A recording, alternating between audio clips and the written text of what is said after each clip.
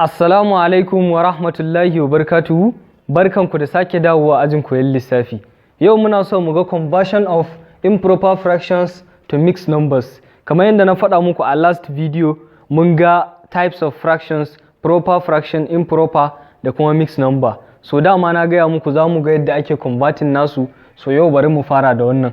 In muka ɗau question na farkon nan, aka ce 7 all over 4. So ya za mu yi converting ɗinsa?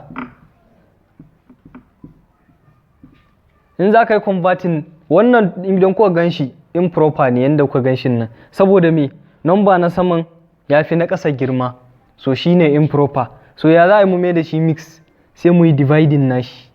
In ka yi dividing, first thing abin da za ka yi kenan. So in muka yi dividing 7 divided by 4, wato ka kasa 7 gida 4, zai kasu sau nawa ne?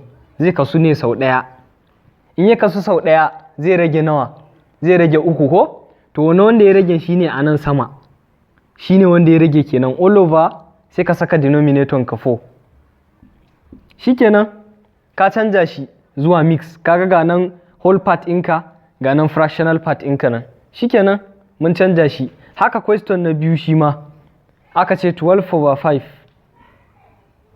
Idan za ka canja shi me za ka yi? Za ka yi dividing ne, 12 divided by 5, wato ka kasa 12 gida 5 zai kasu ne me sau 2. So in ya kasu sau 2 nan, wannan shine whole part ɗinka kenan. Sannan sai ka duba ragowan da ya saura, nawa ne ragowan? Dama kun san dole sai ya bada ragowa tunda dai improper fraction ne, yawwa, so dole zai bada ragowa. So nawa ne ragowan? Ragowan nan 2 ne, saboda za ka samu 5 har guda 2 ne a cikin 12.